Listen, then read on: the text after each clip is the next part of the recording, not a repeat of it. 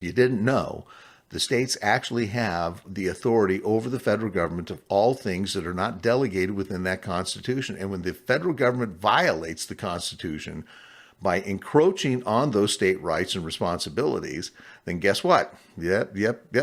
The states have to step in and stop that. That's exactly what Madison and Jefferson did in 1798.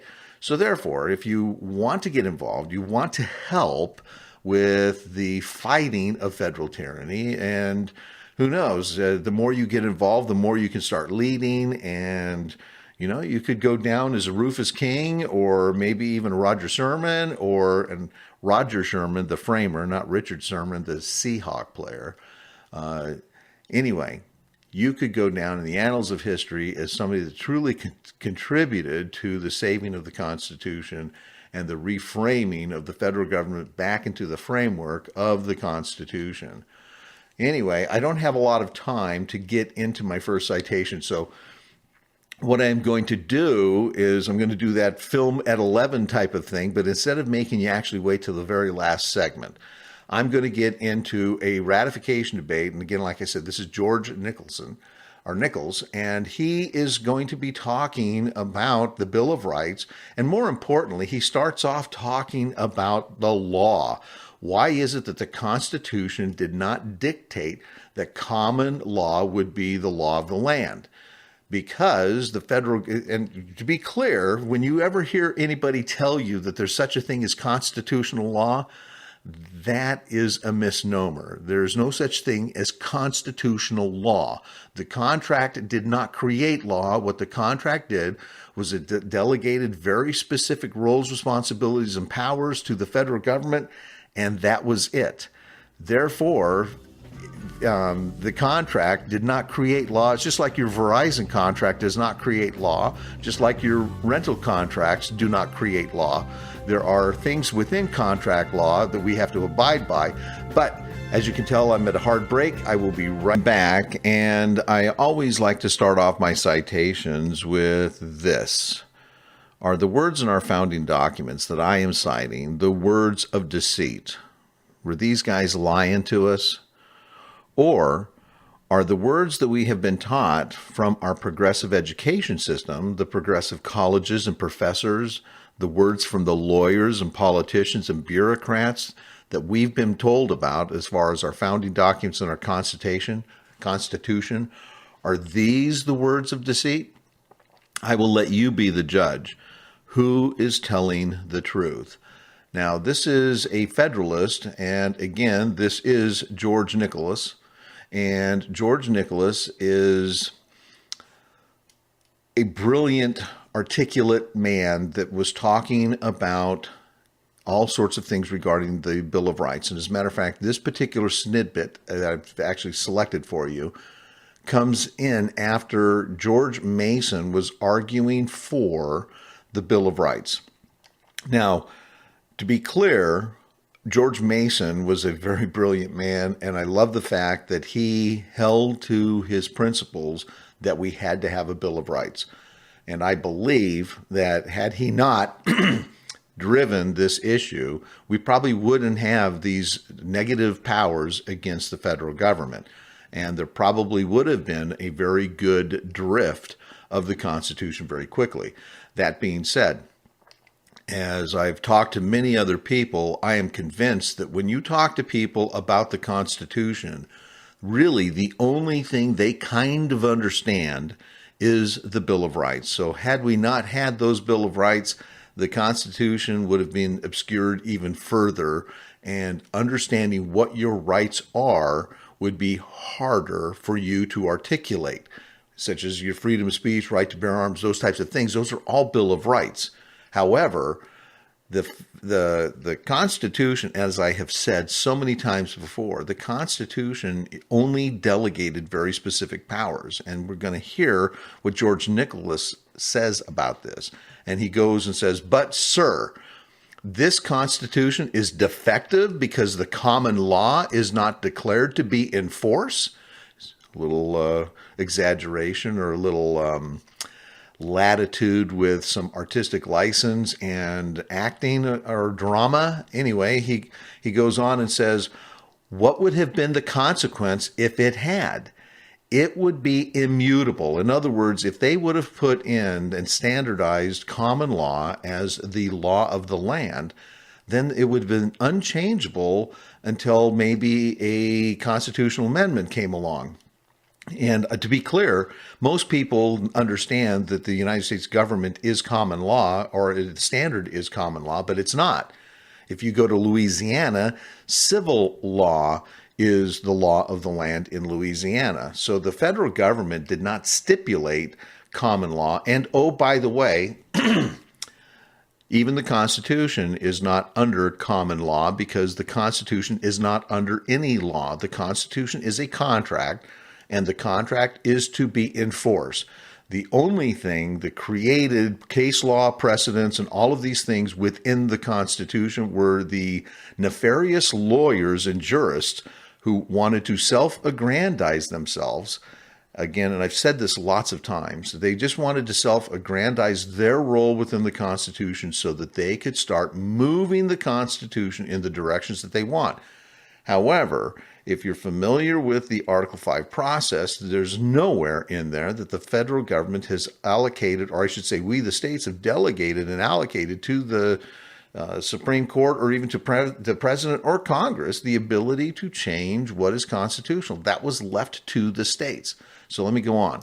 But now it can be changed or modified as the legislative body. And when he talks about as the legislative body may seem necessary for the community, he's talking about the state legislative body to be able to dictate what laws that they're going to apply. Because you got to understand that they only had very limited roles over, let's call it, crime, because the federal government literally can only punish 3 crimes. And we'll get into that as he talks about this. But the common law is not excluded. There is nothing in that paper to warrant the assertion as to the exclusion of a jury from the vicinage, and what that means is vicinity. He has mistaken the fact the legislator may direct by jury to come to the vicinage or the vicinity.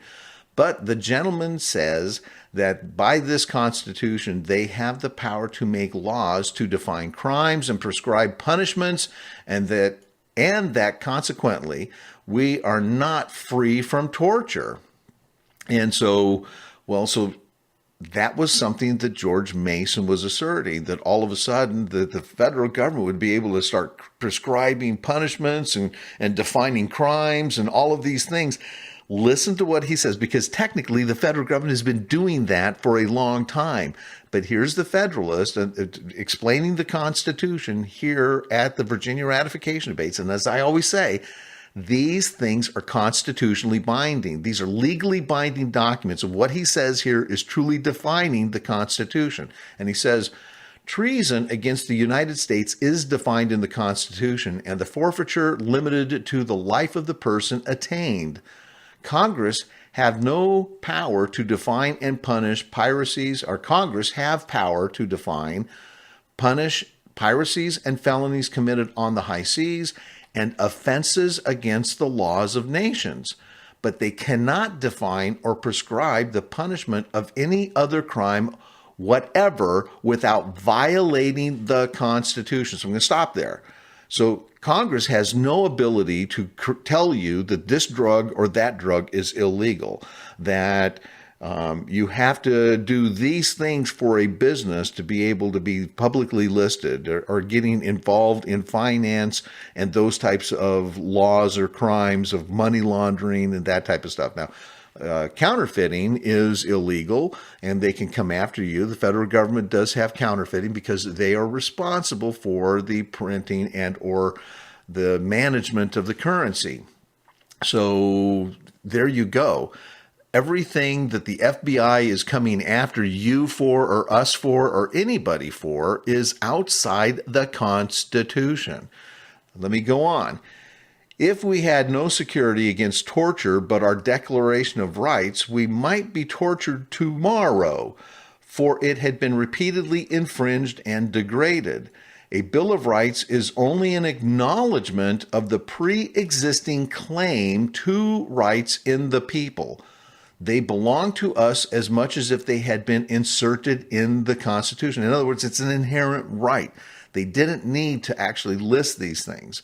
However, I go on, and he says, but it is said that if it be doubtful, the possibility of dispute ought to be precluded, admitting it was proper for the convention to have inserted the Bill of Rights.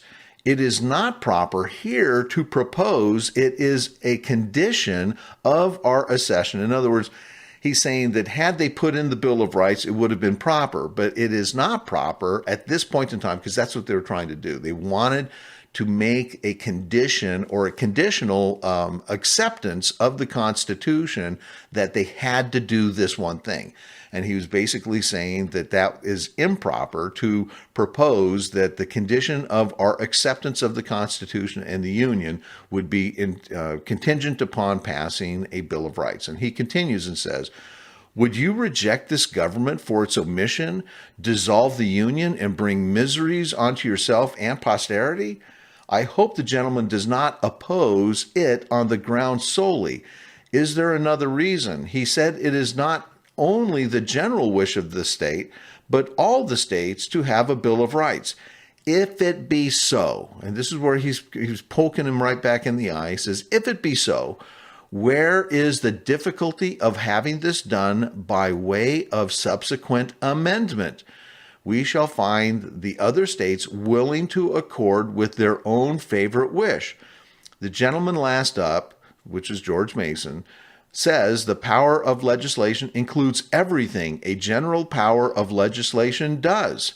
And so he's clarifying right here that had they had a general power of legislation, in other words, there is a legislative body and they create all laws, that would have been a general power of legislation. But that's not what the Constitution says. And he goes on and says, but this is a special power of legislation. Therefore, it does not contain that plenitude or an ambiguous go do what you want of power which he imagines. They cannot legislate in any case but those particularly enumerated. No gentleman who is a friend to the government ought to withhold his assent from it for this reason. And so clearly he was pointing out that the Constitution was enumerated, that the federal government was constrained by those limited powers granted and delegated to it, that it couldn't come along and create a Department of Education, healthcare, housing, energy, you name it, labor, all of these things. And so, as you can tell, I'm at a hard break. So when I come back, I will try to wrap up. Okay, so I am back, and I want to be clear because I know that the ratification debates actually are very powerful documents. And the reason they're powerful documents are as we discuss the contract, or as they discuss the contract, and as you discuss a contract between the stakeholders of the contract, and as you're explaining what this line means and what this line means, whenever you define what something means in that Constitution or in that contract, that becomes a legal binding definition, and you can be held accountable to that. So these people who wrote this contract, Madison and so forth, these men, as they explained the contract, were basically creating the tight boundaries and framework that were to confine the federal government. And so at the very end there, George Nicholas basically stated that therefore, and I'm going to repeat this, I'm going to give you a different context of the exact same statement.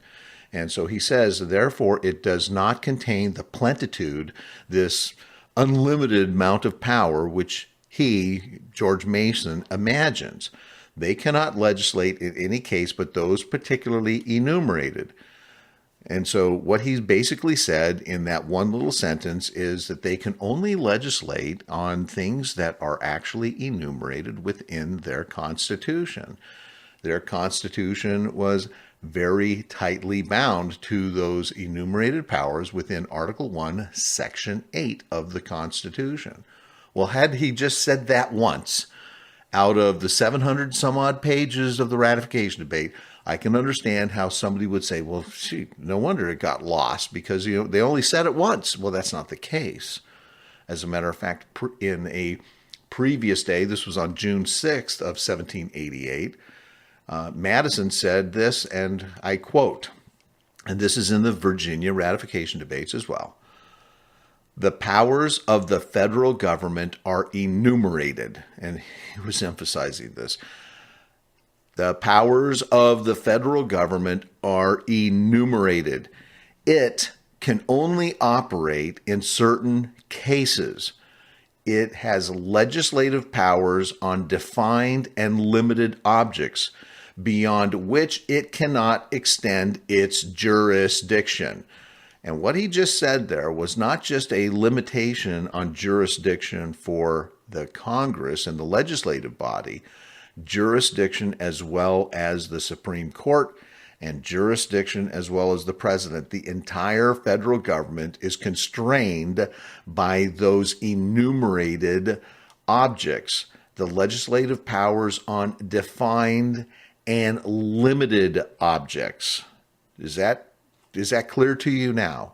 Do you understand that the federal government is tied to act only within those powers delegated, and there's nowhere in that Constitution that gives them this carte blanche authority to grant themselves any new powers, roles, or responsibilities? If you remember, I talked about Madison's veto of the bonus bill and how important it was that he basically stipulated that those clauses, those sweeping clauses, and I'm going to get into this in these next few weeks over these ratification debates, because now is the time, because as we get closer to the election, we're going to be focusing more and more on this election, because it is very, very important that you understand why we need to start voting for constitutional candidates.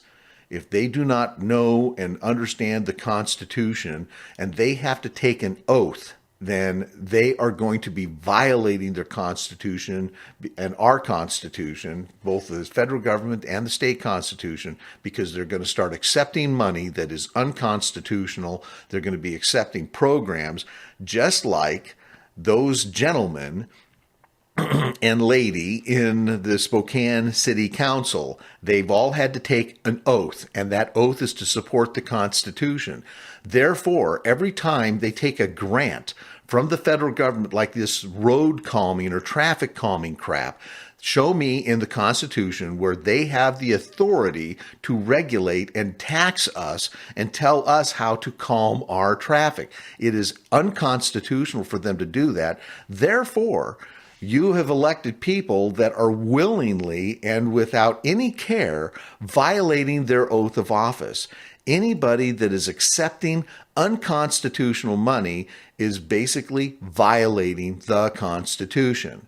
And as long as we continue to elect people that are willing to do that, then we have a tough row to hoe, because we're allowing the federal government to spend us into oblivion so that when we go bankrupt, I will tell you that we will probably go into conservatorship, and China and the rest of the world will be happy to come in and tell us how to live our lives, because that's what happens when you go bankrupt. Because look at what's going on in Greece right now, and Spain, and all these countries that have had these problems. We're not the only ones that have these problems, but we don't have to have these problems. We can force the federal government back into the framework and the confines of the Constitution. I don't want to linger on this too much longer, but I did want to talk a little bit about what I got engaged with last week. John Burberry, he is a radio show host in Casper, Wyoming. He was suspended after he interviewed a superintendent by the name of Terry Snyder in the Fremont County School District. And basically, he was just, asking him and asking this, and I wish you could get the articles and go get the audio on this, a little interview. But he was basically saying, why are they promoting this lifestyle within the Casper School District of Fremont, District number 25? And he basically identified that this is a destructive lifestyle.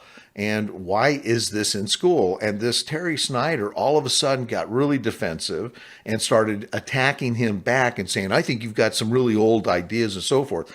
The authors that I've read in the only articles that have talked about this, Andrew Graham, Seth Klayman, and Noor Al-Sibai, these three guys were basically grinding the progressive axe and attacking this guy.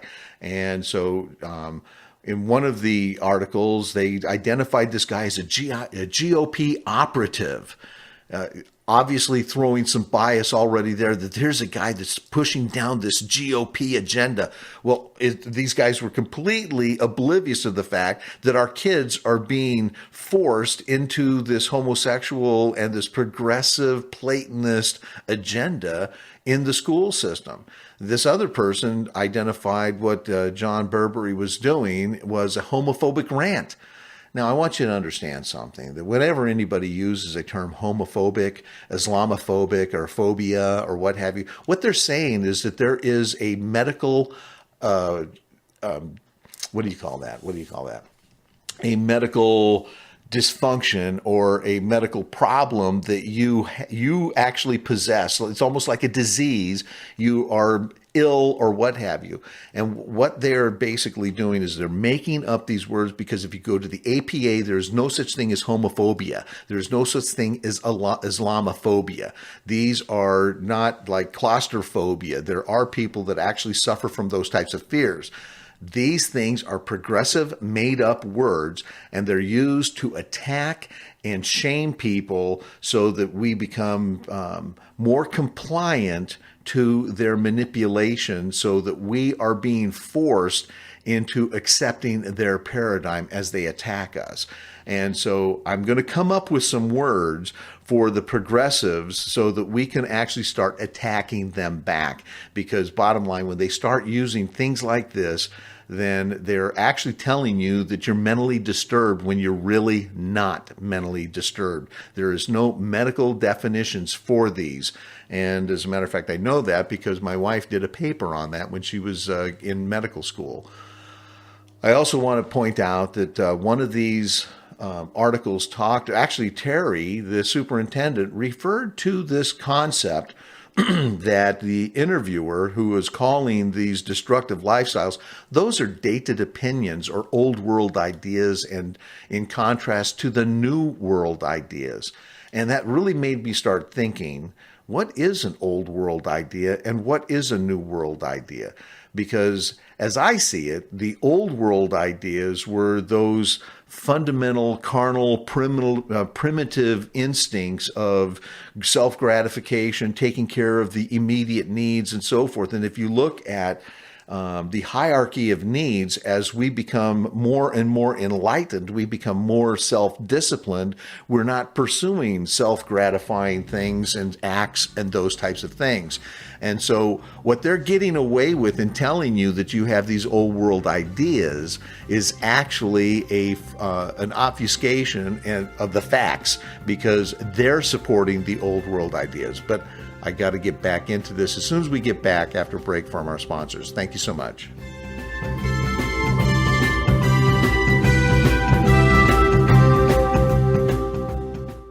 Okay, so I am back, and I want to jump right back into this, but I also wanted to tell you, and I want you to tell me if I'm wrong on this. I don't believe that there is any other radio station out there that is providing you the academic evidence of what the federal government is and what the federal government isn't, and what they're doing in violating the Constitution regarding all the plenitude of powers that they've assumed. And so I hope that you appreciate the fact that, again, this really is an educational show. And so let me get back to what I was talking about regarding these dated opinions and old world ideas. As we look at the concepts of these old world ideas, infanticide and, some of these primitive or these carnal acts and so forth that were done in before societies actually started enlightening themselves, That is the basic fundamental stage of a society forming itself, because it has to start putting aside those primitive acts, those carnal things and practices and so forth, as they start building their society and creating laws. Society does not start with enlightenment and then start debasing itself.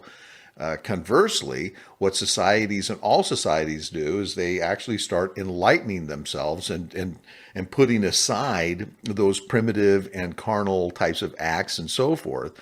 And what ends up happening as they advance and advance and advance, they finally get to a point where they begin to put aside, for whatever reason, those standards and common practices and thoughts that they had utilized in their enlightenment phase, and they actually started allowing themselves to become debased, and they go right back down towards these carnal practices and so forth.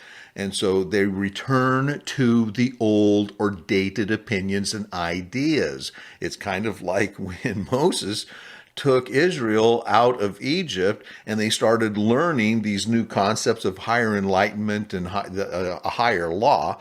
As soon as Moses was gone up on the mount for 40 days, what did they do? They reverted right back to the old carnal things and the practices that they had been taught. And that is one of the reasons why it takes enlightenment, and it takes time to change a culture towards a heightened enlightenment. But it does not take much effort to start debasing a society. And that is what has been happening with this progressive agenda. This is how they use these types of words, homophobia, dated, and these types of things, to take control of the narrative in literally obfuscating and obscuring the facts. They actually get you to believe, and they get everybody else to believe that, oh, because you have been living on these ideas of enlightenment, those are old ideas. The new idea is returning back to even older ideas. You understand what I'm saying? In other words, they're convincing us that the new idea is the really, really old idea that we abandoned in the very beginning of our society a long, long, long time ago, as our societies have evolved. We're at a point where, as Western culture and Western civilization has literally evolved over thousands of years, because it went from ancient Greece, which was supposedly the cradle of civilization, where in those days they had very carnal practices, the same thing with ancient Rome and so forth. And as we enlightened ourselves and picked ourselves up in disciplining ourselves and so forth, we have been able to progress. And I'm using that word in a very good context, not towards secular progressives. And so we have enlightened our society to a point to where we were able to start obtaining individual liberties and sovereignty for every person. There has never been a society that came to this pinnacle of liberty. And therefore, as we've allowed them to take over our education system in the 1850s, we've allowed them to start injecting communism in the 1880s into, actually, communism was injected with the unions and the labor movement. Because again, remember, the labor movement everywhere in the world is the Communist Party, but the labor movement in America is the Democratic Party. So tell me, what is the difference? There you go. That's why I have no compunction and no reservation to say that the labor union and the Democratic Party are the Communist Party. They have basically taken on that mantle. Anyway, another comment that really bothered me in this article, and actually in the conversation, was that this superintendent believed that every kid had a right to an education. And what he was just saying was, every kid, and so we have to quantify, what are we educating these kids? And so when he says every kid has a right and we have to be diverse in ideas and all of these things, what he's just telling this guy is that these kids are supposed to get an education that encourages sexual gratification and self-indulgences. They are deliberately debasing our society. Is that not reminiscent of the primitive side of our society? This has nothing to do with an enlightened society, and they are literally trying to destroy our society by getting people to become so distracted in very, very addictive things. If you don't know that, the kids today all are leaving school with some forms of addiction, whether those addictions are in video games, whether those addictions are in gambling, sex, it doesn't matter. And I want you to point out, you have to remember this, that sex education was pushed into the school system in the 50s. And it was done so as a solution to remedy teenage pregnancy. Okay? Well, how well has that been doing? As a matter of fact, to respond to this, after they started getting sex education into the schools, what did they start doing? They started putting Planned Parenthood all over the place because they knew that the outcome would not be that of controlling teenage pregnancy, and they knew that there would be a demand for Planned Parenthood. Do you understand what they've been doing to us? And that's why they have been basically pushing us down this slope, and we've never once been able to return back to those things that made America great. And those things have to be reintroducing prayer in school, bringing the Bible back, bringing back morals. Our problem in our society has never been guns. It has been the moral debasement of our society. And look what happens when you start to let one genie out of the bottle, like sex education. That's only one. Look what happens when you let another genie out of the bottle in the 1920s called the Scopes Trial, when they forced teaching evolution and basically silenced the ideas of creation or intelligent design in our society. My friends, this is not about debauchery. This is not about guns. This is about slavery. They are teaching future generations to engage in things that are addictive and destructive. And it is not for the betterment of society. And what they have been doing over the past century is doing everything they can to take away the consequences of sin. That is, I can't put it any clearer. At least we don't have to feel bad anymore, because these kids coming out of school won't feel bad anymore about their abhorrent lives and the sins that they're partaking in. Again, this goes right back to Plato's Republic. The most important tool or position in society were the educators. Why? Because it was the educators that helped you understand what your destiny was. And your destiny is to become addicted to these types of things. It's not like the school systems are trying to pump out so many engineers and so many scientists and so forth. They have been creating good citizens with good addictions so that they need government to help them feel good about themselves. And that's why government is responsible for ramming down your throat and my throat these concepts of accepting and creating transgender bathrooms, accepting any type of form of marriage, and so on.